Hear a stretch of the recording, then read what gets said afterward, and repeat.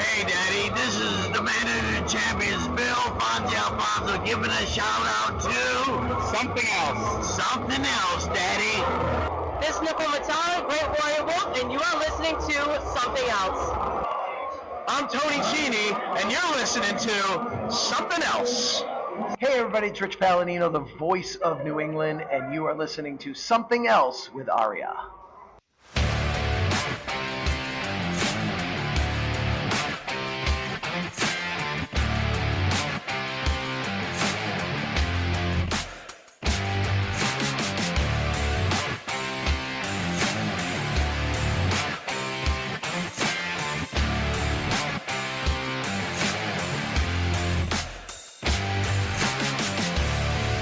And welcome to episode number 144 of Something Else.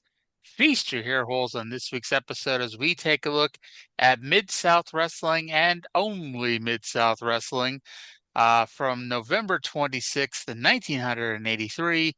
Joining me, as always, is the beautiful Bobby to my Loverboy Dennis. It's Trae. Trae, how the fuck are you today?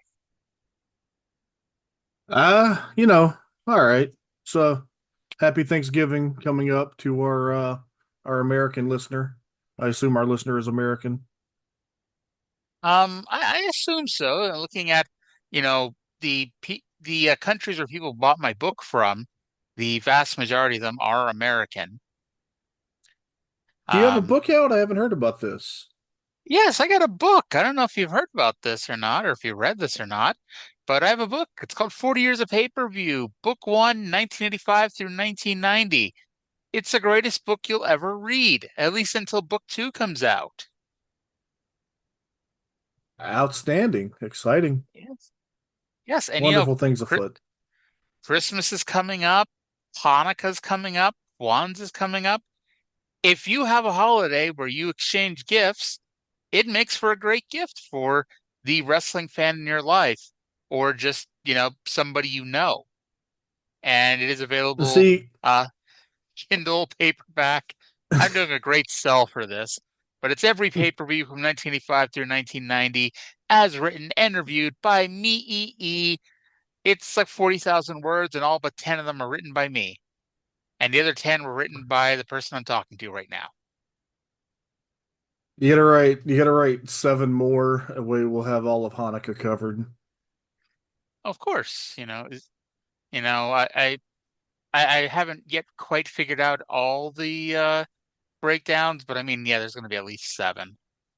Like just getting through the year 2000 might be 7 books on its own. Yeah, especially when there gets to be 20 pay-per-views a year, 24 pay-per-views a year. In the year 2000, how many? There are 31. 31. Okay, 12 WWF, 12 WCW, 12 and 5 ECW 7. ECW 7. There were 70. Oh, 7. Okay. Yeah. And keep in mind, from 1985 through 1990, there's 30. So, yeah.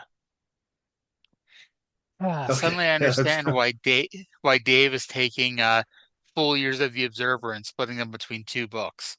It's not just a cash grab, people. That's a lot. I just don't have it in me to read a whole year's worth of Observers. I like the yearbooks though. Honestly, I wish, I've been wanting him to do the full years of The Observer, for decades now, it feels like. And to be honest, it's not the same now that you can read almost the entire archive on the website. Like in 2007, I would have bent over backwards to, buy a full year of The Observer for $25. And, but nowadays, thanks to the magic of the internet and thanks to things like torrenting, not that I would ever torrent. We don't torrent on these shows. We review these shows in a very legal manner, of course. But I definitely didn't get a copyright notice from my ISP today, Really? and I absolutely did not subsequently go and set up my torrent tracker to use my VPN, which I should have done in the first place. I have never seen anyone actually get one of those letters. I've gotten them before. They don't mean anything. Um, so while Trey tries to avoid the law, um, let's tell you why we're only doing Mid-South Wrestling this week. It's simple. World Class is in a best of episode. Simple enough for you? So we're just talking about Yeah. Mid-South Wrestling, and like in many ways, it's the season premiere of Mid-South Wrestling. We have a new Yes. booker.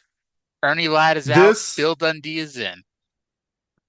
this is the episode of Mid South that I have been waiting for since I started doing this 6 months ago. Now, we discussed the possibility of substituting something else to watch this week, and this was a rib on me, okay? Because I looked through what I had. I had New Japan TV from the week after. I had Southwest Mhm. TV from the week after. YouTube had Memphis TV from the week before. I couldn't find anything that was from that week. And I wasn't going to bother explaining that we could just watch a show from another week entirely, but I yeah, know it's thematical. I don't know. You know what? This was fine because it didn't take very long. I did like I skipped through the world class episode just to see what was on it, and they showed the Jimmy Garvin Precious stuff again or Sunshine. They mhm. showed the music videos, King Parsons and Kerry Von Erich, and then they showed that the 6-man tag title match from a few months ago between the Freebirds and the Von Erichs, and then of course it would not be a best of world class show if they didn't show the Kerry Von Erich Ric Flair match again. Which is something since it was Kevin Von Erich versus Ric Flair. Yeah, whatever I said. Um, but yeah, I made it about 20 minutes, and that's only because it took you that long to respond to my message about it. Sorry. Um, I probably went through the whole thing in less than 20 minutes. I just kind of had it on while I was writing some stuff, and then I just skip. yeah. So yeah, we're just talking about Mid-South Wrestling from November 26th, 1983. First of all, what the fuck is with Boyd Pierce and Bill Watts? They're wearing plain Uh, black suits, white shirts, black ties. What the fuck happened to them? it's Thanksgiving. It's a somber occasion. Yes, make sure to celebrate the holiday by bringing smallpox infested blankets to your guests' home and then take their belongings when they get sick. Oh God, I'm hosting. That doesn't bode well. I hope no one brings you a blanket. If I you're should be set cold, on blankets now. if you're cold, You run know, upstairs and put on a sweater. we finally got a little bit of a cool front here in Houston this week. It's been lovely. What is it, 80? Let me see. What is it right now? Here at 7:13 p.m. Central Standard Time. It is 58. Hmm. We did not get to 58, I'm pretty sure, all week long. Except I guess for Tuesday, when according to my app, it was 118 degrees at 9 o'clock in the I morning. Unrelated, but I saw something ridiculous like that from somewhere else too. So maybe the whatever app that you're using just had a weird day. I think it's for people who had Androids. That was the issue. Right now, it's See, I have actually Android. Mine, I well, don't know. I don't. it's a balmy 48 right now on my end of the woods. Well, it's not too bad. Not at all. And what were you going to say before I rudely cut you off? What was I gonna say? I don't remember. It probably didn't I matter. don't know. All right, it's probably a lie. So what the hell? We have some time to kill this week, and Lord knows we like to keep things. We do not venture off topic very much. But Uh, I got an ad today on Facebook for a fucking show or event called Men in Motion Live. And the best I could get from it is that it's a Magic Mike type thing with like, hot male strippers. And so, I mean, obviously there's there's whatchamacallit, an audience for that. The problem is how they're advertising it. They're advertising it with a picture of a very busty, sweaty woman with dollar bills all over her. huh. And That this is I don't, a hmm? this is a thing with male strippers that they're advertising with women Yes. strippers. Well, I guess I don't Huh. know if she's actually a stripper, but she's sweaty, wearing a tank top, and very busty. Oh. Yes. I bet this will get people to listen. Busty women.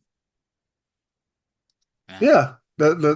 It's titled the episode "Busty Women." If you boob it, they will come. If you boob it, they will come. Nothing about Cornette, but if you boob it, they will come.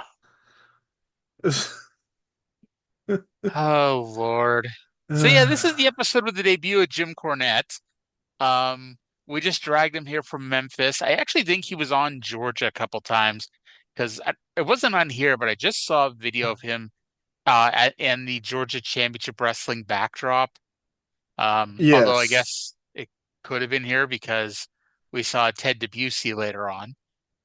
I But do not uh, remember all of the specifics, but there was a deal where somebody associated with the Tennessee office was running Georgia briefly for some reason because there was some kind of, I don't know. I'm sure if we I'm sure it's in one of the on the buses from the experience on YouTube somewhere where he explains. But yeah, there was a brief period where he was in Georgia before this.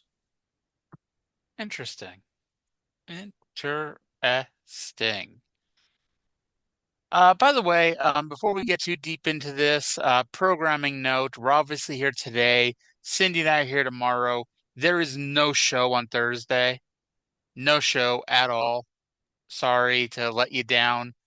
Those of you want to listening to the dulcet tones of my voice, while you're cooking your Thanksgiving dinner. But in reality, there's like 200 episodes of this show. I'm positive you've skipped a couple. So go check them out, you know. Yeah, And if you can, I've even if done you, probably a couple dozen by now. yeah, if you can find the missing episodes, hell, give yourself a pat on the back. I don't know. You've been here since Like what, the Barry beginning of Horowitz. June? So, Yeah, I think end of May, you right around yeah, then.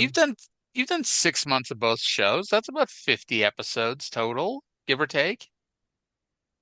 Yeah, and it's funny because we were just like, well, do you want to do Mid South and World Class or Smoky Mountain? And I don't know. Let's try both and see where it goes. And then here we are, we're still doing both. Yep. And like the first 2 weeks, I remember like you were so stiff, and then you may or may not have taken a substance that's not legal in Texas, but is legal in other Yeah, states. And you dropped your guard one week, and it's been off to the races ever since. yeah. We found our rapport. Yes. You learned that I'm all for the lack of professionalism on this show. That's why I've attempted to subtitle this the Rated R Supercast. By the way, so in case there's any confusion and people are tuning in thinking we're talking about Edge, Trey, what's your thoughts on Edge? I like them. Okay, there we go. And that's your report on Edge for this week. So for anyone that complains that this show's not about Edge, we just talked about Edge. All right, so on You to think you Mid-South know Wrestling us? November. Yes, on this day, I see clearly. We got to talk about Mid-South from November 26, 1983. Let's go to the intro here with Boyd Pierce and Bill Watts. It's actually a two-part intro, but let's go to the first part right now. Hello, everybody, and welcome to this week's edition of Mid-South Wrestling Television. I'm your host, Boyd Pierce, and alongside of me, our expert commentator and president of Mid-South Wrestling, Bill Watts. Bill? Well, thank you, Boyd. Earlier, we pre-taped an interview with Krusher Darsow, a 303-pound young stallion that came to Mid-South to make a name for himself, and he's faced a couple of the toughest in the world. Let's listen to that interview with Krusher Darsow. The Junkyard Dog, the North American champion, the legend of Mid-South Wrestling, has the most formidable opponent he's ever faced for the North American title. Nikolai Volkoff, the superhuman, cynical, cruel, cold Russian machine, Russian Superman. Only one man, Krusher Darsow, has faced both of these men since coming to Mid-South. Krusher Darsow has only beaten twice in Mid-South, once by the Junkyard Dog and once by Nikolai Volkoff. And we want you to give us your opinion of these two men in that matchup for the North American title. But first, let's watch the closing moments of a match recently here on TV with Darsow versus Volkoff. I never felt so bad for Barry Darsow in my life that when he's forced to stand there and Bill Watts is like, we're going to talk about the toughest challenge Junkyard Dog has ever faced. He's going to wrestle Nikolai Volkoff. And Darsow just got to stand there like, yep, I guess. And, yeah, so Dog's next challenger is Nikolai Volkoff, the person who should be the North American heavyweight champion. And, by the way, did you notice, Darsow has got a real belt? Did he? I didn't. Well, he was wearing proper clothes here. Well, I mean, he's wearing, I'm assuming he only owns one flannel shirt. And I guess we're assuming he's wearing full-length jeans, but, you know, we only see, like, his thighs and up, so it could be his normal cut-off shorts. I suppose that's possible. You're right. Well, after they showed us the replay of Darsow losing his match to Volkoff, we come back and Barry Darsow's got some opinions on the upcoming match for the North American Heavyweight Championship. Well, there you have it, and you have wrestled both. What is your opinion? First, the Junkyard Dog. Well, like you said earlier, Mr. Watts, since I've been down here, I've only been beaten twice. And when I wrestled the Junkyard Dog, that was my first toughest match. And I didn't think he overpowered me or anything, but he's just got the years of experience and everything, and that's kind of what hurt me. But Nikolai Volkoff, when I went against him, he's the first man that ever made me feel like a little baby. I couldn't do anything. When he picked me up over my head, I felt helpless out there. Well, to tell the people what you think in the confrontation for the North American title, if you were picking who was going to have that title after that confrontation, who would you pick? Well, after wrestling both of them, I would have to say Nikolai Volkoff was a stronger man and a better athlete.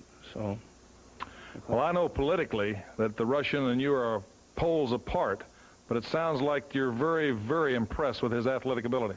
Well, after all my powerlifting and wrestling and everything, he's just got something that I really want to learn, and that's the strength and the ability of wrestling. I want that.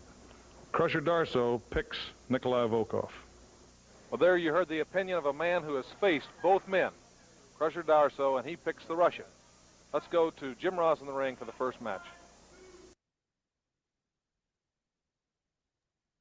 Hooray for me for to unmute myself again. But, I mean, wrestling, you know, especially in this day, has never been one for subtlety. But, yeah, it's pretty obvious where this one's going here. Am I right? Yeah, I think so. Which, I don't know. I kind of figured it, which I guess I'm in the future, so I had an advantage. But as soon as Darsow lost to Nikolai Volkoff, I was like, okay, that's where that comes from. So thank you to Trey for looking to the future and knowing where we're going to go. But yeah, it seems like pretty obvious, especially, you know, even though Watts asked him for his opinion, Watts seemed a little surprised cocked that, you know, Darsow picked Volkoff. And I mean, yeah, Watts was, but he didn't like that. No, but you know, good old geopolitical Bill Watts. I'm sure he'll have something to say about this later. Yeah. But interestingly enough, also, not only does he pick Volkoff, he says he'd like to learn the way Volkoff wrestles. So it's Interesting. Indeed. And speaking of interesting, Nikolai Volkoff had a noose. And he was wrestling a black man in the South. Oh, wow. I didn't even So it was register that. It was Nikolai Volkoff with noose versus Joshua Stroud. And in addition to the noose, Volkoff has also brought his tape of the Russian anthem to play. And as you heard, Jim Ross is the ring announcer this week. And I typed that and then I wrote, Jesus fucking Christ. Volkoff heaved him into the ropes. Not throwing him. He heaved Stroud into the ropes. Stroud bounced off the ropes into Volkoff's knee and took a flying bump. And of all that, the fakest looking thing was the bump. Go figure.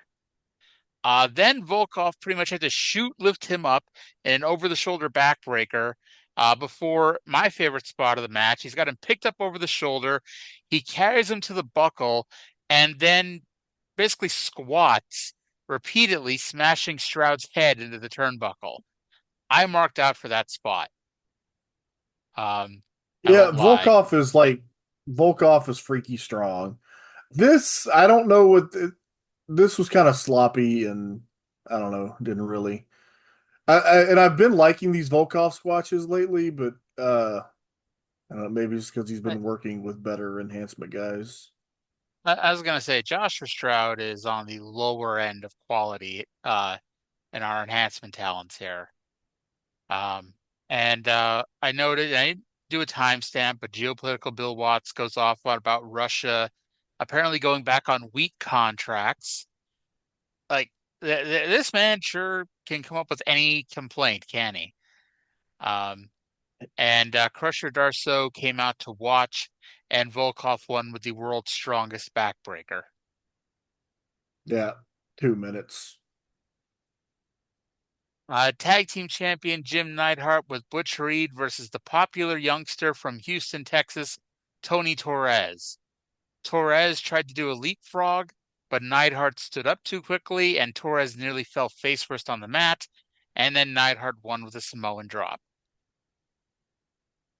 So Watts said Torres has really been improving, but I don't think he's going to show it here.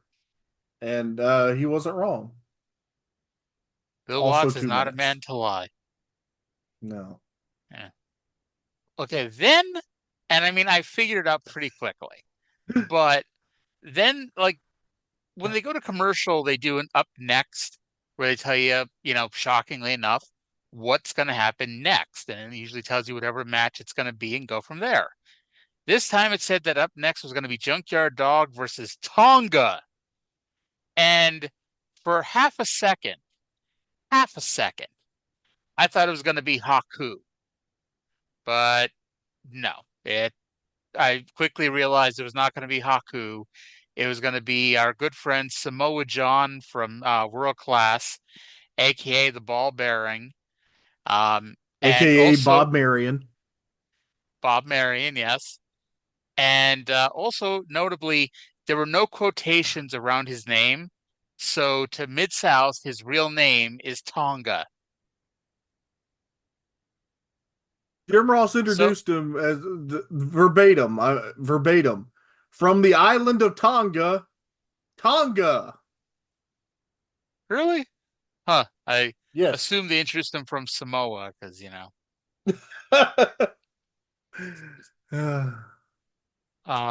So, okay, you're from the South. You've always been from the South. And so I'm just presuming you have listened to some country music, at some point in your life. It seems, like it's forced upon you from a young age. What's names drop? Mm-hmm. I'm a very, very enthusiastic country music fan. Okay. Watts name drops no, I have country not. music comedian. You have not What was it? Jerry Crowder. Jerry Clower. Yeah, I had heard the name. I don't know, because he said he was like a country comedian. And I'm like, okay, so was this like the proto Jeff Foxworthy? I don't know. I've heard the name in passing. I have no idea who. No. Yeah. Country music comedian of the year, Jerry Clower, whomever the fuck that is. And I was more surprised that country music named a comedian of the year. But this match was actually kind of surprising, because Dog sold quite a bit for this guy who we'd never seen in Mid-South TV before. And actually Tonga John gets in a lot of offense here. At one point, and I'm sure I heard Trey screaming from Houston, Tonga John jumped off the top rope, but got punched in the stomach, and Watts couldn't even mention it. He just ignored that even happened. And then Dog wins with the thump. Now, the weird thing is, Tonga's going to wrestle next week, and that's it. And honestly, like looking at it, the way this match was booked, or at least the way the match went, I assumed Tonga John's coming in as, maybe not a main eventer, but coming in with a bit of a push, because, hey, he took Dog and got like 4 or 5 minutes with him, and not every jobber gets to do that. Yeah, I don't know why Dog keeps getting these unnecessarily long squash matches. I did like there was a point where Dog, as a counter to something, did an inside cradle, and I thought that was cool, and I wish it had been the finish just for the novelty of Dog doing a wrestling hold. Now, at this point, like, I don't know, Dog, I mean, how long does this match go? 5 minutes? 4:15. Okay. I don't want to say that the Dog was blown up, but when he picked Tonga John up for the thump, there was no running. There was like he just picked him up and pretty much fell right down with him. This was a Um, glorified scoop slam. yeah. And Tonga John does eventually come back once Crockett buys the company. But even then, he's only here for a few matches in '87. Okay. So we've been building up this moment, what feels like ever since we started doing this podcast 2 years ago. We're finally getting the influx of Memphis talent. And with that, let's go to Jim Ross to introduce our next match. This match is one fall with a 10-minute time limit in tag team action. In the blue corner, at 235 pounds from Robbinsdale, Minnesota, Rick Rude. And his partner at 202 pounds from Birmingham, Alabama, Mike Jackson. And here to introduce... Just a sec, just go ahead and give me the microphone. I don't trust anybody to announce my team but myself. Ladies and gentlemen, I'm sure you all know who I am. I don't need any introduction. Jimmy Cornette, one of the preeminent wrestling managers in the country today, one of the most successful, if I do say so myself. You've seen me all across the country on nationwide cable TV. Now you're seeing me right here in the Mid-South, along with the greatest tag team that you've ever seen. The abilities, the strength, the stamina, the skills of two men blended together as one. Twin sons of different mothers. Ladies and gentlemen, the most awesome force in tag team wrestling today, Loverboy, Dennis, and beautiful Bobby, the Midnight Express. Okay. So it's the debut. And obviously Cornette over the next decade is going to get a lot more experience doing these intros, a lot more over the top, a lot more boisterous. But you could tell from moment one, minute one, that he had something. And this, mhm. You could immediately tell that this was a completely different kind of act than like anything we've seen on this show. It was perfect. The Cornette intro, the Giorgio Moroder theme, and yes, the original incarnation of the Midnight Express was like 80, 81 in Continental with Dennis Condrey, Randy Rose, and Norvell Austin. But like, this is the debut of the version of the Midnight Express that matters. One that everybody knows. And by the way, I want to point out that, And one of those things you can't really say much about Jim Cornette over the years, at least his TV character. I loved his suit. He had a white suit jacket, black pants, but a black shirt and a white tie. I thought it looked great. He has not quite gotten to the point of finding the most obnoxious suits he could. No, he needed a few real paydays now that he's out of Memphis. Yeah. So the I think opponents for the Midnight Express, Mike Jackson, longtime enhancement talent, and Rick Rude. I know we've had Rude here on enhancement duty before, but it never stops being weird to see Rick Rude just doing jobs. Like, when you had Arn Anderson here for like a year doing nothing but jobs. Yeah. It's wacky. Well, I think Rude goes to Memphis soon, right? Honestly, I thought he was just in Memphis. Yeah, maybe. It's sometime after he goes to Memphis and he actually gets his first push. I'm not sure exactly. And Rude is really green. He did fine. Mike Jackson was perfect for this, and I'm sure this was the first of many, many times that Mike Jackson was in there with the Midnight Express. Mm-hmm. Now, this is legitimately the first time Bob Eaton and Dennis Condrey teamed in a two-man tag team match. They'd done some wacky many person tag team matches that they'd be on the same side of the ring as. But I mean, they were working really well together. Like they already had some pretty good continuity. Like obviously it would get more crisp as the months and years are going to go by. But like, when the hell would they even have time to work together and figure shit out? So they both came from that kind of Tennessee background. They have Southern tag psychology down exactly. Dennis Condrey is just a fucking great worker. Like he, you gotta see it to appreciate it. He's kind of like a really not really unsung because everybody knows the Midnight Express is one of the greatest tag teams of all time. But fucking just watch Dennis Condrey. He was so good. And Bobby Eaton never trained to be a wrestler. He watched people do it, and like him and his buddy just trained themselves. They would set up the ring and then just do shit in the ring. And then some of the wrestlers saw him like, well, he's better than us. Bobby Eaton is like maybe the most natural pro wrestler to ever live. So Condrey, like it's hard to say that he's an underrated talent, but he was. Yeah. Condrey's pretty fucking underrated. And by the way, they were both just wrestling in Memphis they were in Louisville, but it was the Memphis territory the night before.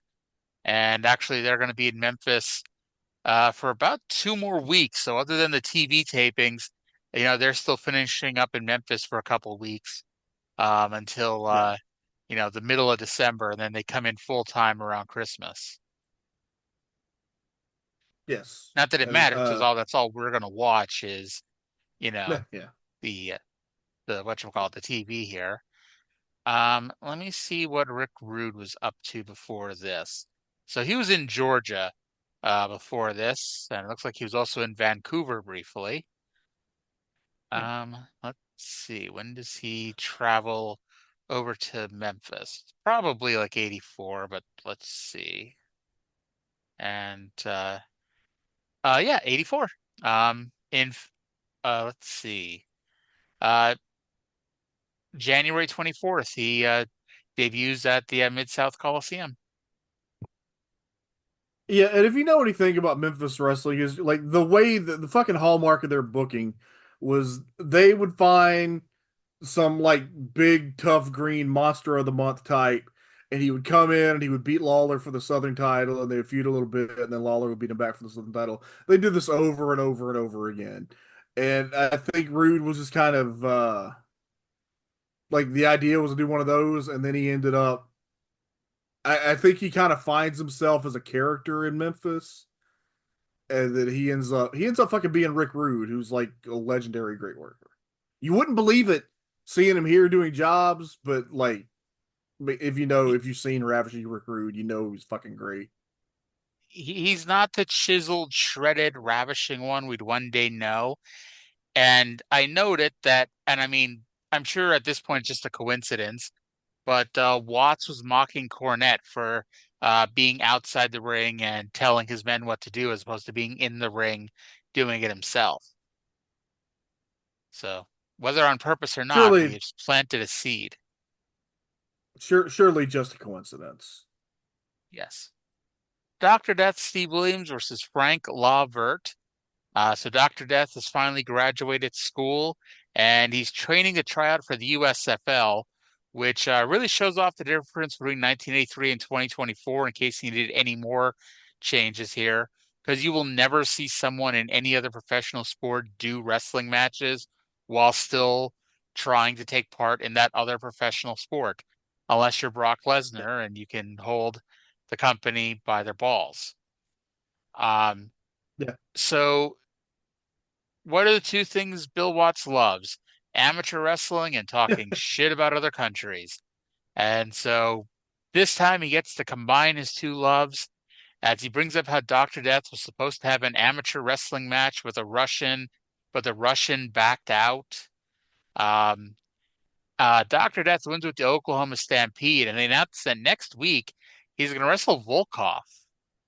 And I didn't look ahead, so I don't know how it goes. But I imagine it's just going to be a bullshit DQ finish. But how do you book that match? Because Volkoff should go. I made the mistake, or it's not really a mistake because I do it every time, and just sometimes there's more information than others. But I looked at my my Mid-South record book, and the thing that happens in that match is the thing we're waiting to happen. Okay, then. Arya, I truly hope that someday you find somebody who loves you the way Bill Watts loves Dr. Death.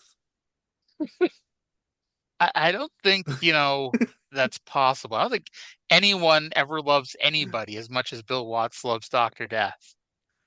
So Frank Lawvert is 285 pounds. Doc is 295 pounds. But see, Lawvert is flabby and Doc is a brick shithouse. It's Watts made sure to point that out, not in so many words.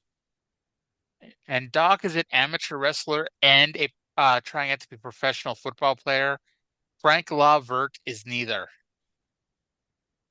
Indeed, he's not. So up next, they promise action and something really interesting, according to Boyd. And boy, oh boy, do we get it. Now, I'll be honest, like this probably isn't like the greatest promo of all time, but I love this promo we're about to listen to. If only for Lanny Poffo was, in my opinion, the line of the century. Let's go to Bill and Boyd, who are going to pitch it to Reeser, interviewing Magnum TA, Mr. Wrestling 2, and Lanny Poffo. What a trio. Boyd, we have the debut of a new team tonight, Leaping Lanny Poffo and Magnum TA. And Reeser Bowden interviewed them earlier, prior to wrestling, and he had some unusual things to say because, as you know, Wrestling 2 is the coach of Magnum TA. Right. A man who doesn't sugarcoat anything. He says what he thinks, whether you like it or not. But this was a startling situation, and let's join that interview now.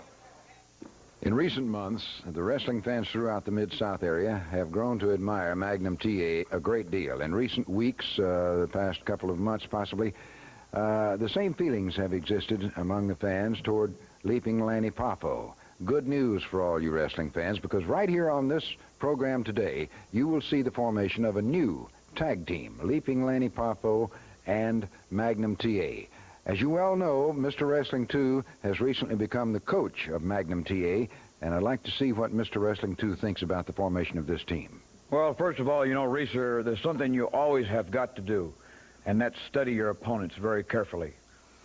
Because, it's just things that you've got to plant in the back of your mind to keep things right And then to top that off, you also have to study your partner. For the very simple reason is that to have a good combination between two people, a good manipulation between two people, you've got to study each other. I don't particularly care to see this man in tag team matches to start with. I want to see him in singles because I want to make him not only just a good man, but the finest, the best in wrestling. But be what may be. You know, the prime example, just to throw something at you, take Poffo for an example. He comes from a very bad family. His dad, needless to say, had been the most nastiest individual in wrestling for years. And Poffo, as you well know, your brother kind of followed right in footsteps.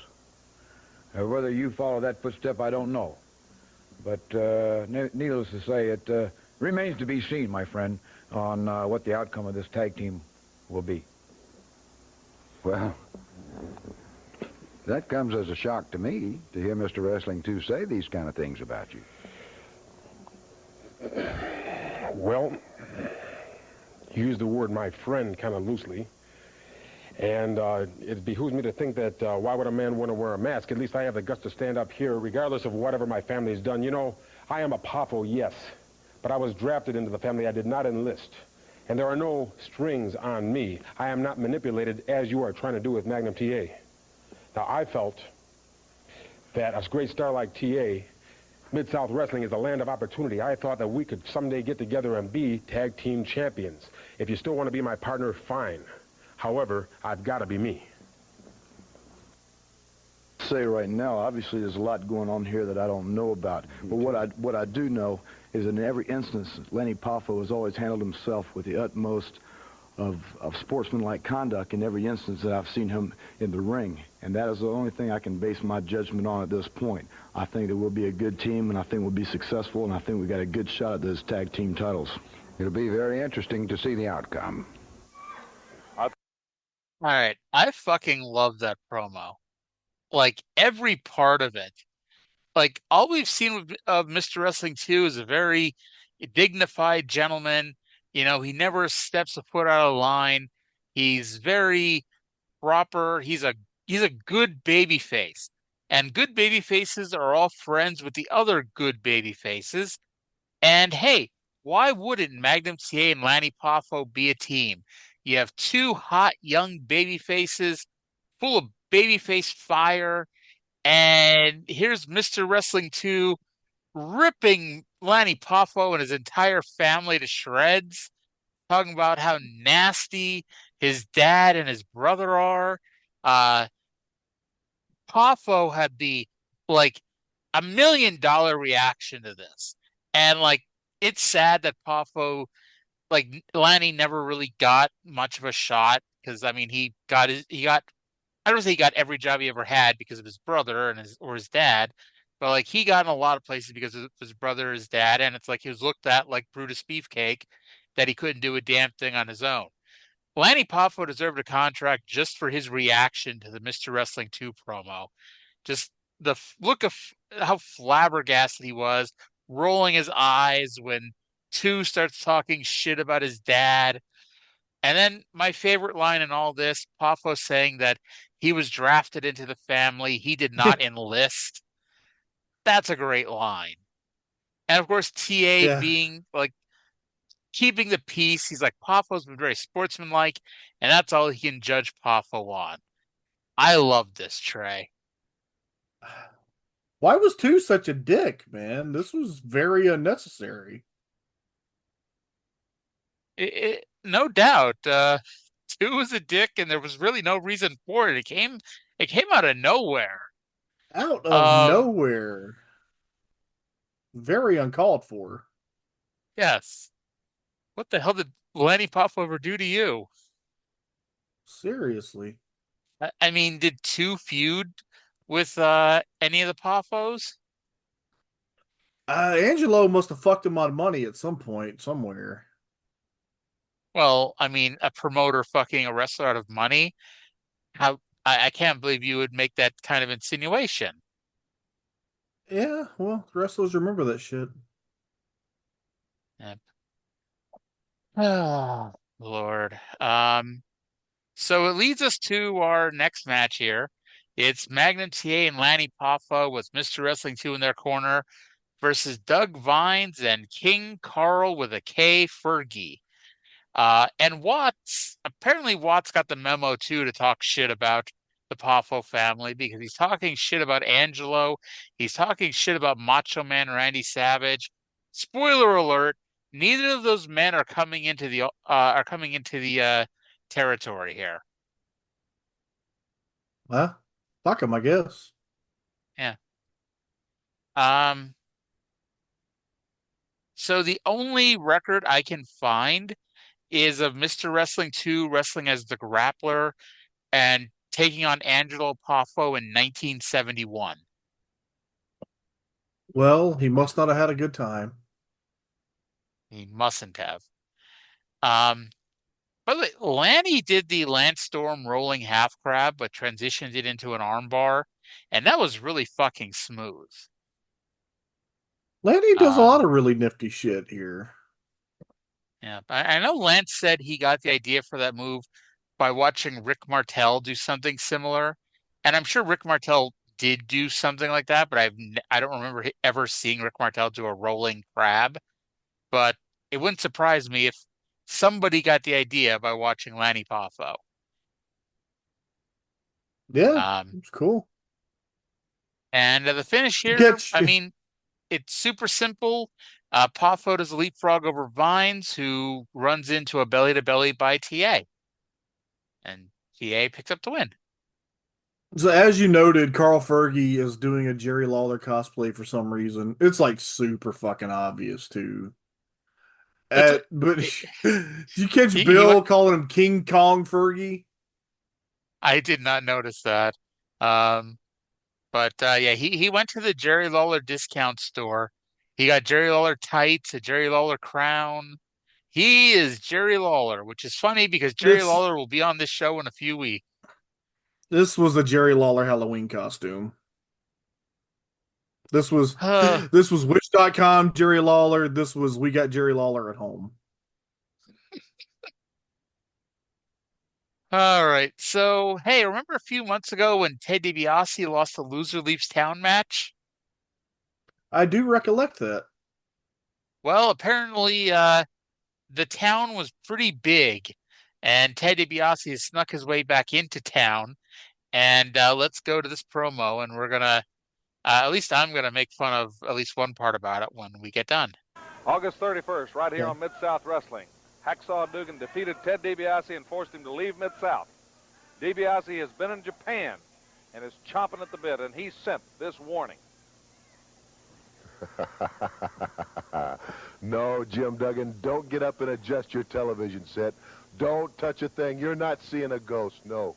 Just get those Coke bottle glasses that you wear and put them on your face and take a long, hard look into the face of a man that I'm sure you never thought you'd see again.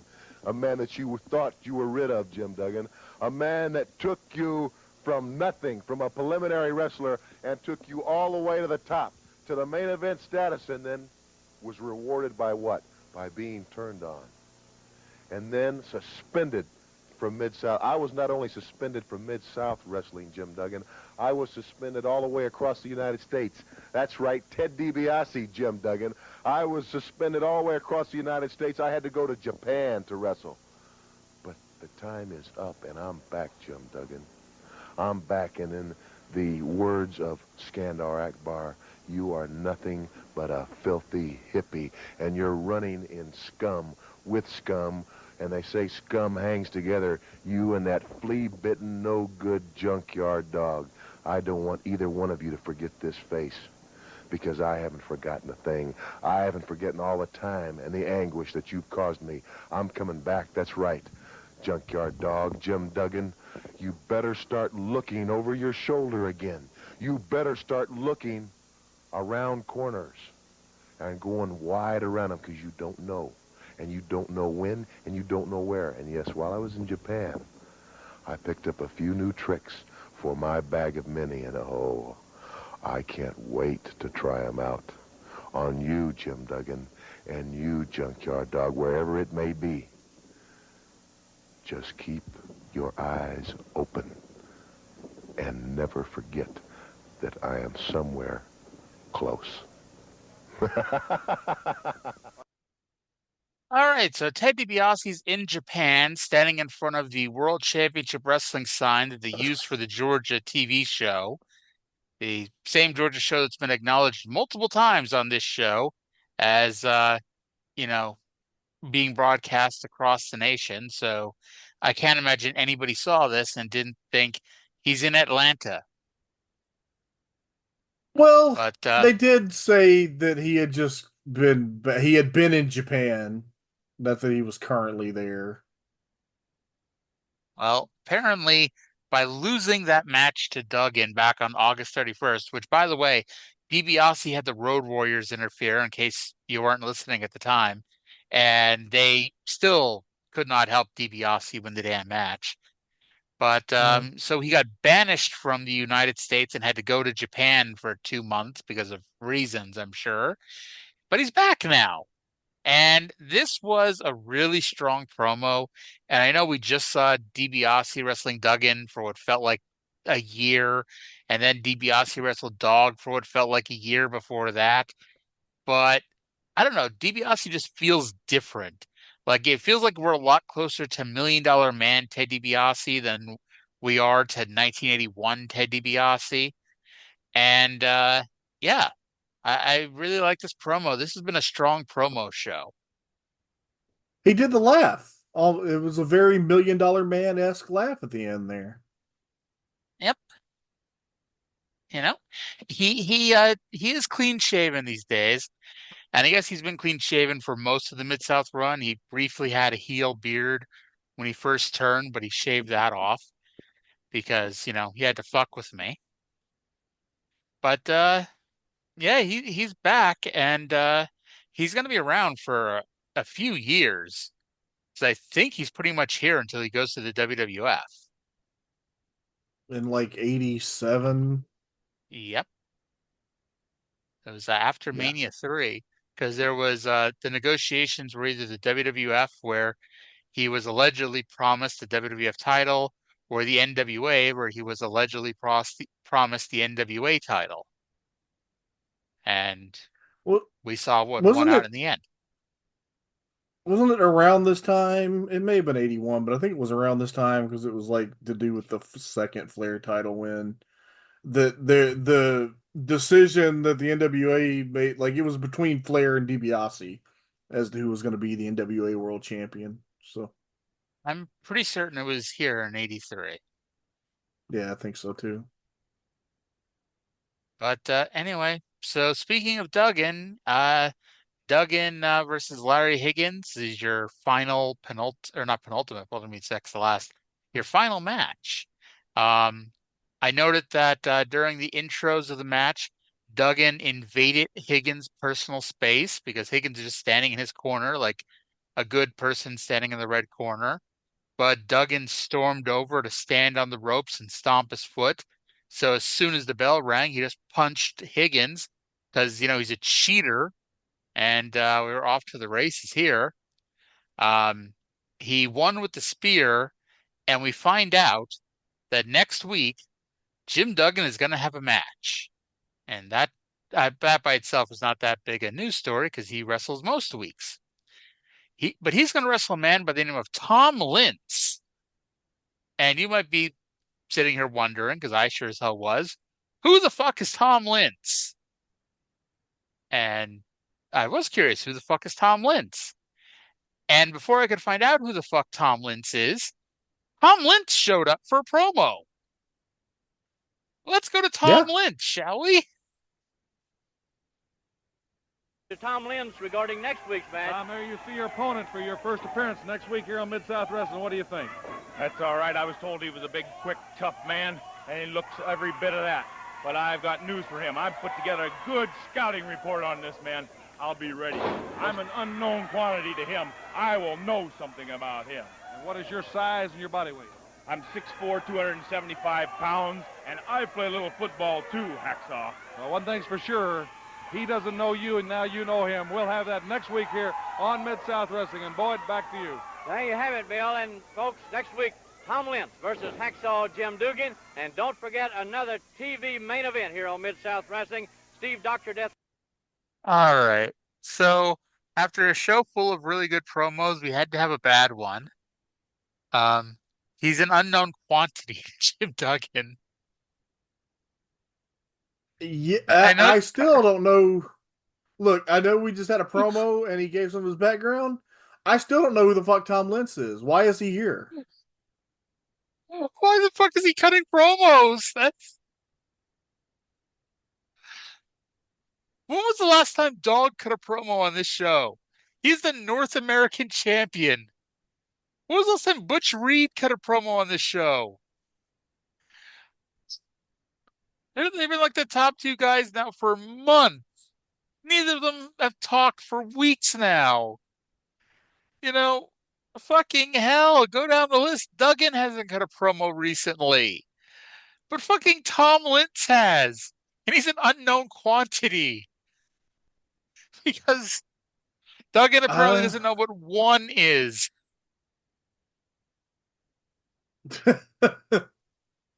So, just looking at a cage match here, Tom Lintz had apparently just been doing jobs in the Carolinas, and now he's going to come in and do jobs in Mid-South, and then he's going to go and mostly do jobs in the AWA.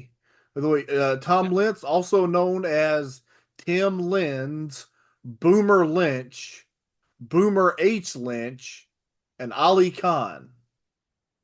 And also Earthquake Ferris.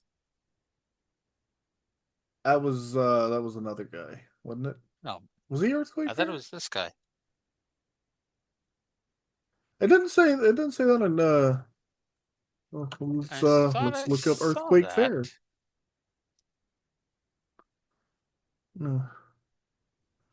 No, Earthquake Ferris is Oh no, never mind. I fucked up. Never mind. It was somebody else. He was somebody who did a job to Earthquake Ferris. Anyway, he's 6'4". He's 275 pounds, and he played a little football too. Well, there you go. That is quite the threat. Duggan won another Battle of the Hacksaws. Oh yeah, I think I mentioned it. He won with a spear. If I didn't, well, you know it now. Look, I'm not going to dignify that with a spear. It was, and I'm not going to dignify it with a shoulder block either. It was kind of a tackle. Oh, so I don't know. I don't think we went over the finish of the midnight match. They have not quite developed the Vegomatic yet, but you can see that they're thinking in that direction.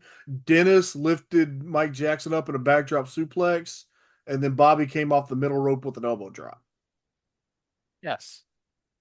I like that one, actually. Yeah, it was cool. Yeah. By the way, I'm trying to find anything about Tim Lintz as a football player. I can tell you that that somebody named Tim Lintz, who might be him, because at least the dates add up. In 2016, 66-year-old Tim Lintz ran for Elba Township Board of Trustees, wherever the hell Elba Township is.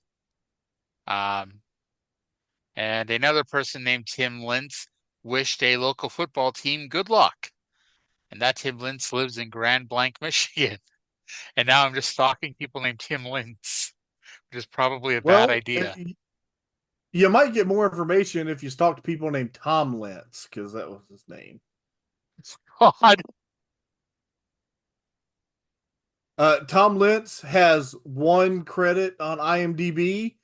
It is for 9 episodes of Mid-South Wrestling from 1983 to 1984. And it turns out that Tom Lintz played at the University of Wyoming on offensive line. So. Oh. Yes.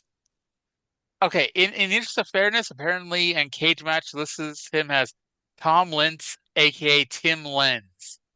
So see, I was just combining the two. Honest mistake. Ooh, I hope this. I hope he's not Thomas Anthony Lintz on the sexual offenders and predator search. I hope not too. It won't By the load. I way, can't see. he did get kicked out of Continental in '86 when he lost the loser leaves town match to the Bullet. And you know that you're in a bad way when you lose a loser leaves town match to the guy who's already lost a loser leaves town match. And Now, by the what way, would I don't know. never mind. That was Bob Armstrong. I was about to tell you that Tom Lentz died in 2020, but that was Bob Armstrong. Turns out Tom Lentz does have a Facebook page, according to Cage Match, and it's of an old man because, surprisingly, a man who wrestled in the early '80s is an old man right now. Glad to know he's still with us at least. Let's see here. I mean, I don't know that for a fact. I got no mutual friends with Tom. Mm-hmm. He studied business at the University of Wyoming. Yeah, that's him. Looks like him. So I don't have any mutual friends with Tom Lentz, but I do have 4 mutual friends with a friend of Tom Lentz, Barry Hatchett. And of those 4 people, I actually know nobody. So great how social media works, doesn't it? About that. All right. So we have certainly stretched this show out. Hey, we've only gone an hour. So I think that's almost shocking for us. But overall, what were your thoughts on the season premiere of Mid-South Wrestling? Like it. I'm excited. Been waiting for, like you said, ever since I started doing these shows 6 months ago. I've been like, okay, we got to get through 6 months of crap, and then the Midnight Express are going to come in. And so we finally had the debut of one of the greatest acts in wrestling history, and it was perfect. And not to, because we would never abuse our knowledge of the future to spoil anything for the listener. But coming up in, I don't know, the next 2 or 3 months, I think, we're going to have the angle that leads into the biggest business Mid-South Wrestling ever did. Technically, they already did that. That was JYD and Michael Hayes, but pretty damn close to the biggest business. I thought the Last Stampede was the biggest. No, they just came up short. Okay, I believe you. Dog and Hayes in '80 in the Superdome when Dog was blinded by the Freebird's hair cream, was the highest attendance at the Superdome until WrestleMania. You gotta watch that hair cream. Buddy Roberts' hair still hasn't grown back. But it's shocking because Dog's eyesight did come back. Well, it works better on hair than it does on eyes. That is true. And actually, obviously this wasn't the Freebird hair cream, but the other day I was shaving. I shook up my new bottle of shaving cream. And when I shot it, some sprayed into my eye somehow. Ah! Yes, the good news is I am not blind. Plus, If you ever go blind, go blind, I can set you up with some resources. That's good. Hopefully you don't text them to me because I won't see them. I text my wife every day. Blind people be texting. They got screen readers. I honestly didn't know your wife was blind. Oh, did you? Have we never established that? Yes. Yeah. My wife is legally blind, and she's in addition to being blind, she is also a blindness professional that works for a blindness center organization that I also work for a little bit. So yeah, the blindness community ended up being a significant part of my life. That's awesome. And you didn't make any self-depreciating jokes about that, so thumbs up. How would I make a self-depreciating joke out of that? Your wife is blind. That's why she married you. Well, she likes fat guys. I guess she would know because she, held you. But I'm like, she wouldn't have Yeah, known you were fat when you first met her. she likes my beard. That's good. You know. And let's see, what else can we talk about? We've only been going an hour and 5 minutes. It does not seem right to end the show this soon, this quickly. Hey, Full Gear is this weekend / last weekend. Um, you know, we could always do a preview of the show that has already happened. Should This should we do pick'ems and then the listener will know how many we got right or not? Sure, but first I do want to rant a scotch. This All fucking right. MJF Adam Cole storyline. Oh Like God. the whole what is the point of the storyline now? Like the storyline is that Adam Cole is getting revenge for some reason on MJF. And of course, anybody who's watched the show, longer than a few months, Adam Cole turned on MJF. It was a whole big rigmarole.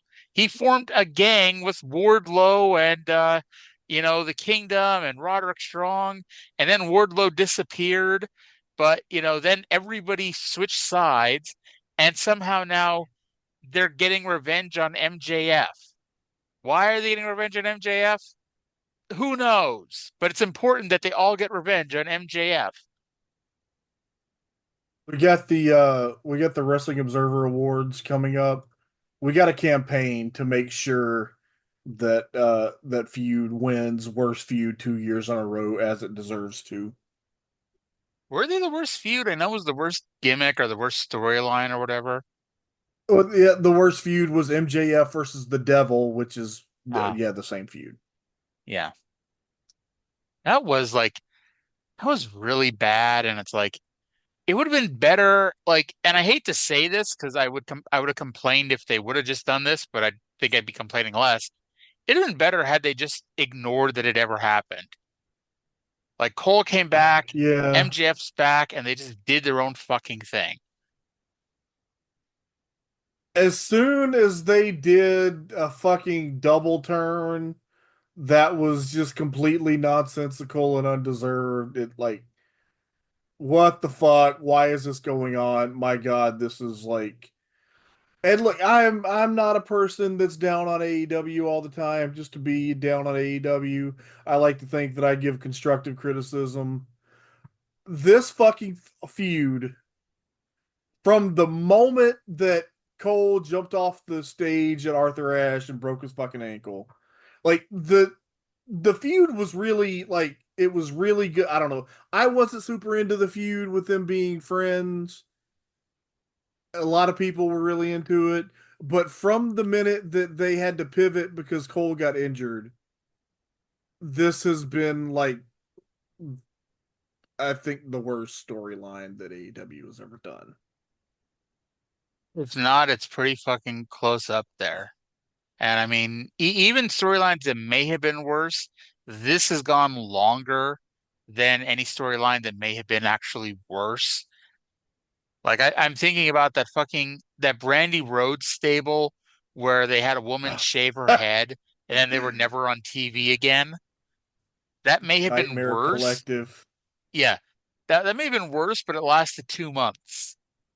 And it was on Dark. Like, yes, mostly on Dark. And whatever happened to that woman, who knows? But like this has been But going on because they began feuding in wasn't it July of last year? Because it was building up to the All In World Title match, and then of course Cole got injured while they were ROH Tag Team Champions, and then they did that awful Full Gear last year, and they tried to be creative with it, but like they were like, oh, MJF, he can't wrestle because he got attacked on the pre-show, so he's gonna have to forfeit the title to Jay White, but instead Adam Cole's gonna wrestle on one leg, and they teased the entire pay-per-view that that's what the main event was until MJF did a Stone Cold Steve Austin and showed back up in the ambulance to come out and wrestle in the main event, and nobody gave a shit about that match, if I recall correctly. By the way, I gotta say something about that. One of the worst things about that whole deal, everybody knows I'm a big New Japan fan. The thing that pisses me off the most about that feud, or at least that segment of the feud, is it was so bad, and that match was such an overbooked piece of garbage that like people who don't know better are convinced that Jay White isn't like one of the best workers of his generation, which is very irritating to me because Jay White is one of the most brilliant, like, especially heel workers, and he's doing a babyface thing now, and it's cool. But his work as a top heel in New Japan, my favorite match of all time is the 48-minute Jay White Kota Ibushi match from I think January 5th, 2021, Tokyo Dome, which is like it's the fulfillment of a story arc that goes back it goes back to Ibushi losing the 2018 G1 final to Hiroshi Tanahashi. And at least like it goes back to them, to White and Ibushi being the 2019 G1 final. It's just this fulfillment of this story and the little things, the intricacies of Jay White's heel work. Look, people used to talk a lot about psychology, and then everybody stopped because nobody understood it, and people stopped pretending to care about it. But my dumb ass went and studied it until I kind of got a sense of what it was supposed to mean. The psychology of matches like that match in particular, it just, the big Jay White matches in particular, like, he's just on another level. And that fucking horrible devil feud, I mean, I guess it kind of worked out because he's a babyface now and people really like him. But it has sullied the reputation of Jay White, and that irritates me greatly. Honestly, like, and I mean, I'll be honest, I am not a Jay White fan. I've just never really been into Jay White. But at the same time, like, I'd have to be a fucking dumbass to not acknowledge that he is, an exceptional wrestler.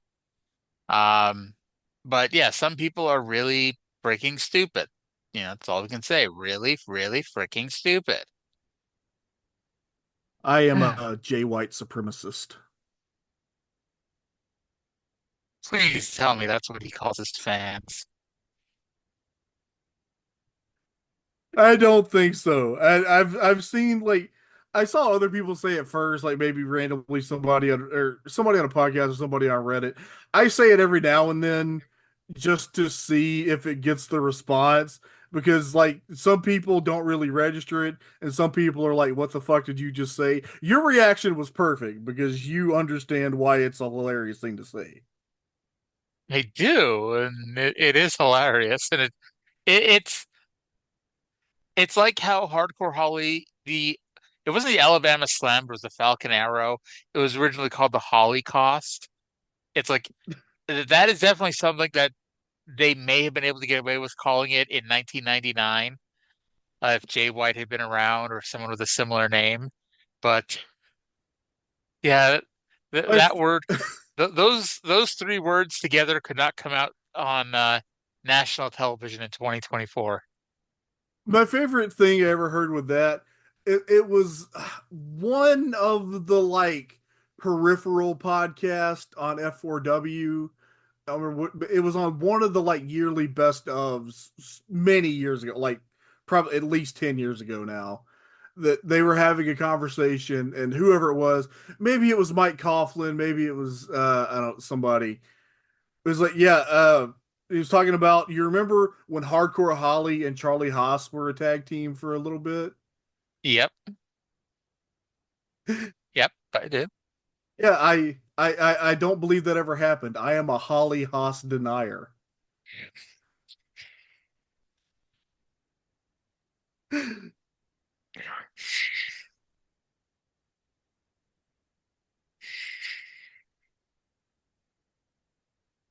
See, and I thought you were gonna go with my joke about that, where they needed a team name, so they took a few letters from both of their names to match their real life personalities, and they named them Haas Hall.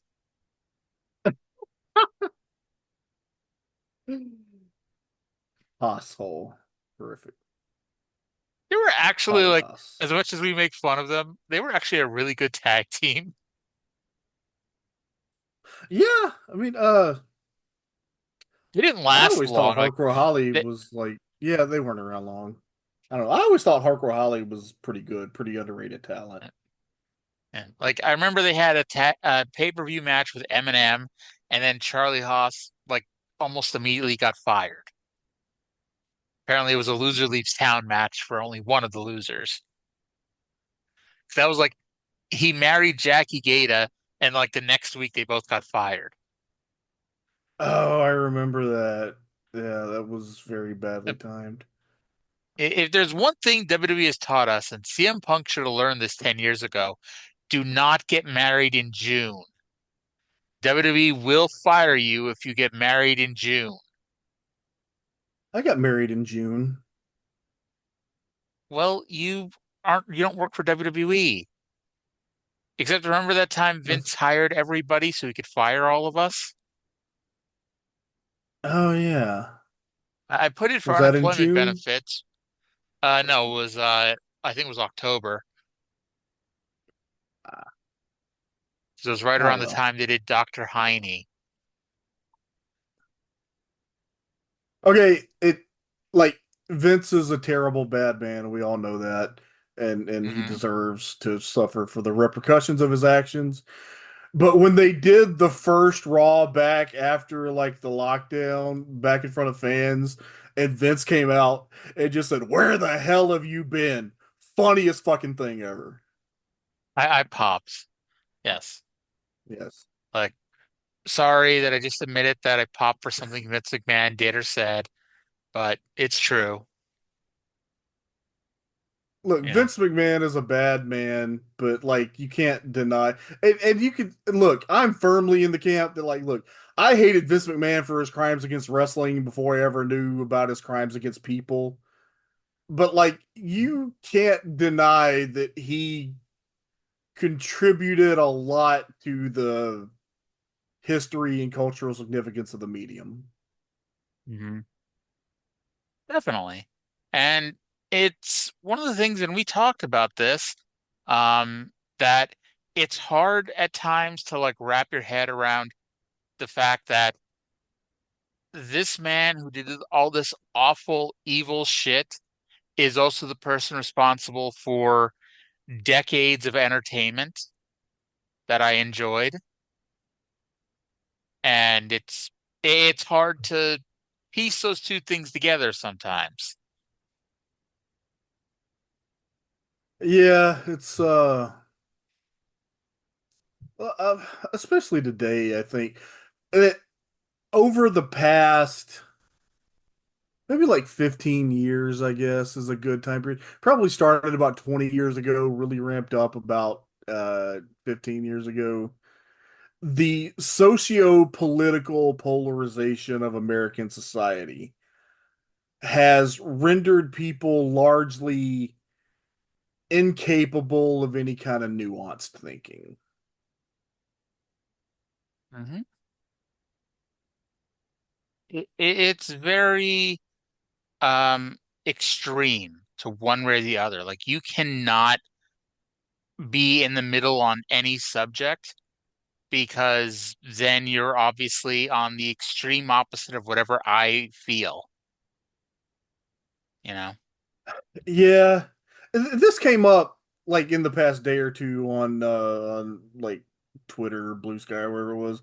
Somebody saying, "I can't wait until it's revealed that CM Punk is MAGA," and I'm like, dude, like, can you really not understand? Like, are you so immature, so inexperienced, so undeveloped that you really cannot understand that not everyone you don't like is going to tick every one of your is a bad person boxes? It's like it's the same with like we talk about Jim Cornette plenty on here for lots of reasons, but like the idea that people just can't handle the cognitive dissonance of knowing that he's like a flaming liberal atheist. Mm-hmm. It's very like, frustrating to me because I have always been someone who was very I don't know. I try to be broad-minded. I try to think critically. I try to look at things with nuance. And it's because I was my background was I was trained as a historian. So I have learned that there is very rarely a simple answer to anything. Just about anything, if you really want to have a good answer, is going to be complicated. And that is very upsetting to a lot of people. There is very little black and white. And it's like you're not going to find people who are just extreme in one direction without any sort of tiptoeing in the other direction. You know what I mean? Of like, hey, CM Punk is the scourge of half of the wrestling universe. But you know something? He is a known and vocal supporter of the transgender community. And he doesn't back down. He doesn't bullshit on that. And I fucking love that. And I will wear my CM Punk transgender flag shirt any chance I get. And I will not bat an eye when I do it. I won't wear it to Full Gear this weekend for a number of reasons. You know, I think they might turn me around and walk me out if I did that. But like, yeah, Jim Cornette, like, you know, and yeah, people sit there, oh, he said mean things about Sonny Kiss, so that makes him transphobic. I'm like, no. Like, I bet Sonny Kiss will agree. You can dislike Sonny Kiss and not automatically be homophobic or transphobic. Like, I don't know what to tell you. Like, there's no like, you know, if I don't like Bobby Lashley, does that make me racist? No. That just means I don't like Bobby Lashley. And I mean, I do like Bobby Lashley, but that's just the first person I could think of at the moment. You know, if I don't like MJF, does that make me anti-Semitic? No. It's not an extreme.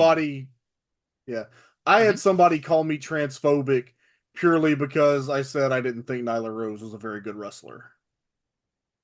Obviously, you're very transphobic, Trey. That's why you're a co-host of this show.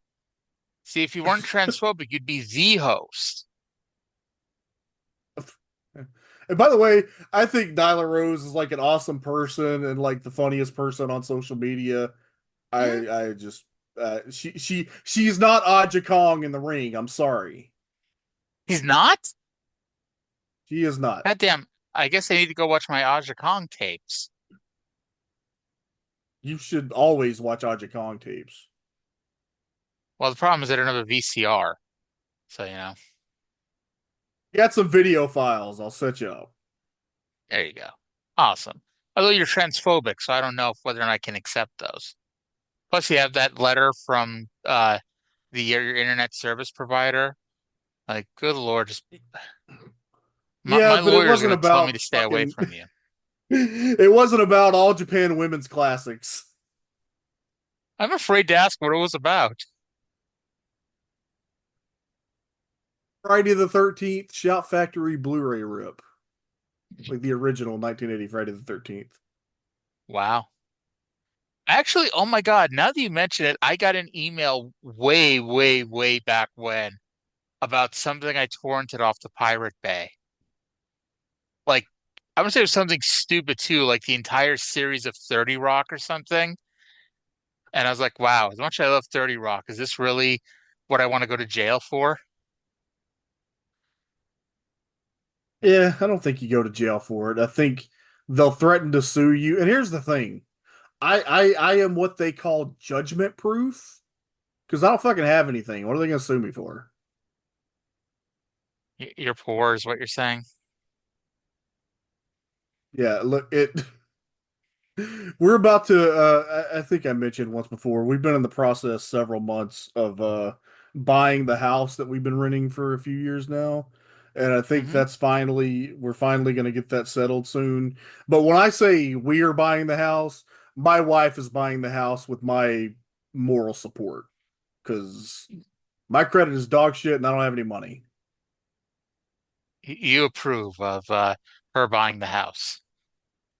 I do. I'll drive her to the closing. All right, so Full Gear preview. Um, the YouTube guy versus QT Marshall. This match was not booked because QT Marshall is getting a big win. No. Hey, you Uh, say whatever you will about this, and look, it's a fucking pre-show match. It's fine. Like, I don't have any problem with them doing this. I don't think the fucking sky no, is falling because they're having fucking Big Boom AJ and he's gonna beat QT Marshall. And it'll probably this guy, work out well because Big Boom AJ was an indie wrestler like 20 years ago. I'm sure he's been training hard. And QT Marshall is a fucking great worker. yep. MJF versus Roderick Strong. I mean, there's no way in hell MJF loses, right? No, I don't think so. Jay White versus Hangman Page. I'm assuming Hangman Page wins because Jay White won last month. I would assume that's correct. Private Party, Outrunners, Kings of the Black Throne, and Acclaimed. I mean, I'd like to think the Outrunners are not going to be whoever is the person who does the job in this because they've been building up quite a bit of momentum, but I don't know who else would do a job in this because I'm assuming Private Party ain't losing the belts after like 3 weeks. Private Party is not losing the belts in their first defense. I mean, I guess anybody can do a job, and I'm thinking about it too old school, yada yada yada. But yeah, I mean, Private Party's winning, and it's probably going to be an outrunner that lays down for him. Most likely. Mercedes Moné, Chris Statlander. I I don't think Statlander's winning. I It's not mean, time for Mercedes to lose yet. Way not time. and I mean, part of it too is like she does. I mean, her only real story, I guess, is her harassing Camille. So I guess we're holding this off till Camille, heals up. And is she really injured, do you think? Or is this a work? I think it's a work, but I don't have any like information. Hmm. Swerve Strickland versus Bobby Lashley. If only because Swerve got the best of him on Dynamite, I'm assuming Lashley wins. Yeah, But I mean, I at the think same Lashley's gonna time, win that match. yeah. But I mean, at the same time, Swerve is on a pretty good little losing streak here. And you'd think, especially for a guy that's spending all that money on, that they're going to turn it around and give him a big win at some point, but uh, probably not now. Jack No. Perry versus Daniel Garcia. I mean, at this point, who gives a fuck? I mean, when the match got booked, I just assumed Garcia was going to win the TNT title, especially since Jack Perry, like, he really isn't doing anything with it. And I know they made a new belt like 4 months ago, but usually as soon as they make a new belt for the TNT champion, they take it away from him. Um, but I guess Perry's had it a bit longer than that. Um, but yeah, it's like I don't know. The TNT title, it's like it started off too strong. Cody was such an amazing champion, that it had nowhere to go but down. And unfortunately, the title really doesn't mean shit at this point. But I think there's a decent enough chance Garcia wins. So I could totally see them not doing this because Tony's worst flaw as a booker is not knowing when to strike when the iron is hot. But just looking at it and thinking like a fucking competent booker, look, I've said before, we had a whole conversation about this. If the babyface keeps failing, the babyface can only fail so many times before the people lose faith in him. I think Hmm. Garcia like if the goal is to do anything in the future with Daniel Garcia, he's got to win this match. Honestly, I think we're almost at the point where we're past that point for Garcia. Like, I know there was a whole contract thing, but he really should have beat MJF at All Out, was it? It was All Out or Wrestle Dream whenever they wrestled. Yes, and I think Will the idea was that he would have had he been signed yet, and he wasn't. Yeah. By the Will way, Ospreay versus Kyle Fletcher. I see a lot of people saying Fletcher wins when Mark Davis turns heel. And I guess it makes sense, even though I question what then would they even do moving forward. Because Kyle Fletcher's been doing, I think, a pretty damn good job as a single, especially these last 4 or 5 months. Yeah, I love Aussie Open, but at that point, it would be a waste of Kyle Fletcher. Now, I do think, and I could see, again, I have just become so accustomed to the very strict hierarchical booking that they do that I could totally see Ospreay winning this match. But I think on a logical level, Kyle Fletcher really should win this match. And I don't know, I don't know if Mark Davis is going to turn. I wouldn't. I kind of think, I don't know. I had the idea during that 8-man tag on Dynamite last night that Powerhouse Hobbs and Mark Davis as like a power babyface tag team would be fun. I was just thinking of them wrestling each other. See, what I really want, and I wish they did, they need to add this to fucking 0 Hour. Mark Davis and Powerhouse Hobbs against Lance Archer and Brian Cage. I say my friend Alana hates Brian Cage, but I think you could get her to watch that. I like Brian Cage. Brian Cage is a guy that like anytime I've ever seen him, I have always thought that just the booker in me, the kid who's always wanted to be a booker in me, I have always thought that is the guy I could get some fucking mileage out of. I think, I mean, I could be wrong, but I think a lot of people have that kind of same thought. Yeah. But now it's not mentioned, at least here on Wikipedia, and I guess I haven't seen anybody confirm it, but I was under the strong belief that we're going to get a Konosuke Takeshita Ricochet match. Yeah, that hasn't been announced. I would think it would be. I mean, maybe they'll announce it like, because, usually on Rampage, they'll announce like 5 matches that no one gives a shit about. So maybe this will be one of the 5 matches they'll announce during Rampage tomorrow. Yeah, and I don't know. They do have like 8 matches for the pay-per-view announced, which it's AEW, so they really could add 5 more. But if they're trying to fucking chill and pace these shows a little better, I don't know. That could be a TV match that could be saved for the December pay-per-view, or it could be added. See, the problem is if they don't add at least 3 more matches, then my complaint question that I'm going to do to Tony at the press conference about the length of these shows doesn't hold any water. Because if we only have 1 pre-show match, and usually we have, at least 3, but lately we've had 4, because usually now they've been starting at like 6:45 with a pre-show match. It's not gonna help my cause here when I go to complain to Tony about the length of the shows. And then we get Jon Moxley versus Orange Cassidy for the world title. I mean, I don't know if there's ever going to be a time to put the world title on Orange Cassidy, but it certainly doesn't feel like now. Look, this has to be Mox fucking committing of violent felonious assault and leaving Orange Cassidy as a red smear on the mat. That's like, as far as I see for what this story is supposed to be, that has got to be the result of this match.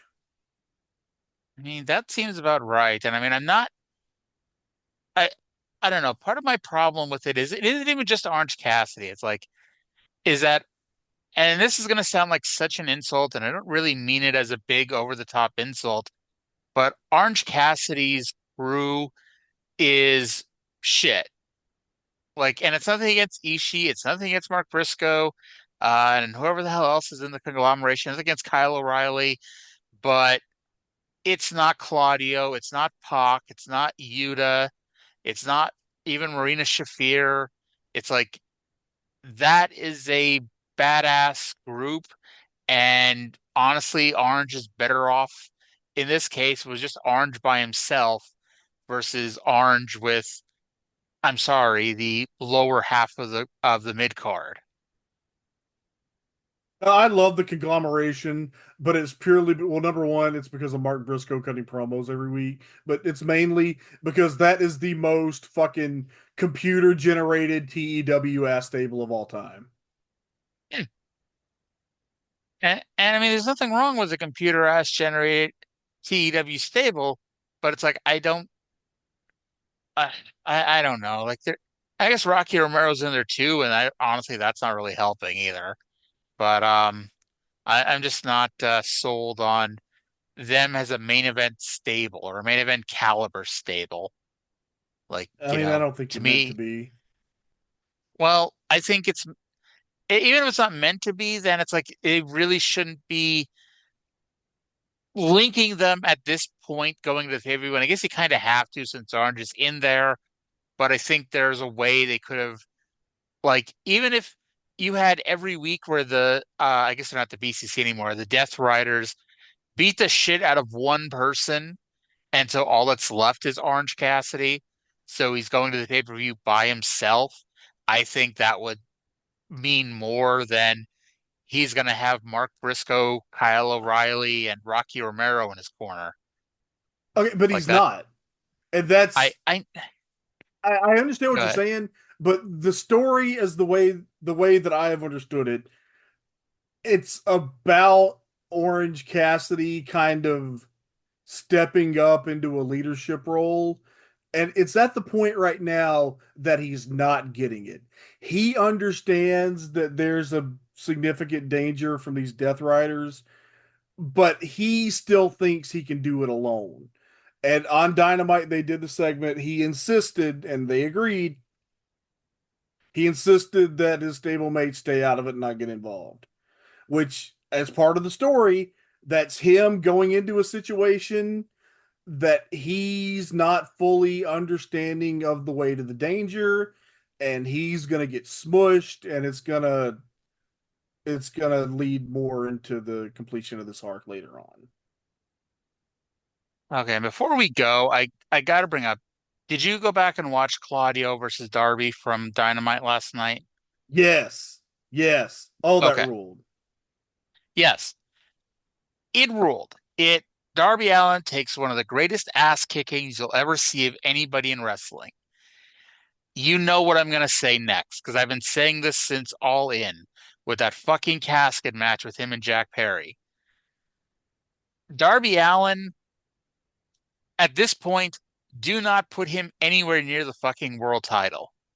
Like, he is, it's mean to call him a jobber. It's mean to call him an enhancement talent, but it's like, because Darby Allin takes such an amazing beating, it's like, whether or not the matches are booked this way or that's just how they happen, Darby Allin is just getting murdered in every match he has, and he gets a little bit of token offense, but he gets murdered beginning of the match, middle of the match, end of the match, and then beaten over and over and over again. And this was the guy that, rumor had it that he was going to be the one to beat Danielson for the world title. And they've done such a I'm sure like tomorrow they could just have Darby Allin go out there and squash some, moderately top guy, but Darby Allin is not a world title contender. And if that was the intention, then TK has failed. They failed him miserably, or he needed to pull Darby aside and tell him, no, you can't just let Claudio eat you up like this. You have to fight back. You have to make this a match. It can't just be Darby Allin must die for 20 minutes. And like it's hard, and I'm sure you'll tell me you got to take that out, and it's hard to ignore, what we've seen, because like there has been a natural progression towards Darby getting into the world title picture, but it's been crashed into a bus even harder than Darby was, and like like he is not a world title contender. And I'm sorry, like if he goes out there and wrestles Mox next month, Moxley needs to murder him in 2 minutes. Like that's where it is. And if he doesn't, that says more about how inadequate Moxley is and how good Darby is, the way each person's being booked at this point. So absolutely.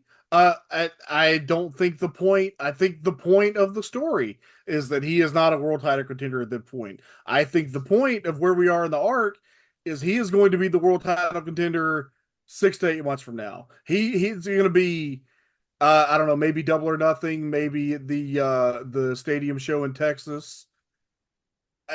I think it's fine that that's where the story arc is right now. It's not. Let him tell the story. He's getting his ass beat right now.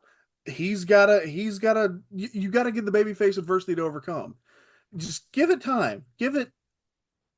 Look, I understand that AEW has had a problem with introducing intriguing ideas and not following through. I understand that. And I really hope my number one hope for this Moxley feud is that they do better than that. But I'm gonna say, give it 6 months. See, that's the problem. And like you just said it, they're so bad at doing long-term storylines that I don't trust that in 6 months it's gonna mean a lick of shit. I know, you're right. I'm smoking the hopium. By the way, breaking news. I want to. Yeah. Breaking news, tweeted by Tony Khan 16 minutes ago. Konosuke Takeshita will defend the international title against Ricochet at Full Gear. There you go. See, it's because of us. Yeah. He knew we were talking about it. Yeah. By the way, you're on Blue Sky now, right? Well, of course I'm following you and you're following me. I'm followed by a fake Mercedes Monet, and I think people think it's the real Mercedes Monet because she's got a couple thousand followers. And I'm like, oh boy. Because people are not very smart. Yeah. Spoiler alert, as much as, I love me and everything, the real Mercedes Monet is not going to follow me on any social media. Maybe she read your book and she's a fan. Mercedes, if you read my book, listen to this podcast. It's good shit. But anyway, we gotta wrap things up. Somehow we've made it an hour and 40 plus minutes. I gotta say, that takes skill since we only had one show to talk about. We had one show to watch. Fucking phenomenal. Well, pretty good impromptu. Yeah. We're good at calling it in the ring. Indeed. And to imagine 40 minutes ago, I was like, okay, we can't be ending this now. Yeah. All right. Well, that's going to do it for this week. Have a safe and happy Thanksgiving. Have safe travels if you're going anywhere. If not, don't burn down your house by trying to deep fry a turkey. There's nothing wrong with sticking it in the oven. But that's going to do it for this week's show. Thank you to everyone for listening. I hope you all enjoyed it, and we'll talk to you again in 7 days. Happy Thanksgiving.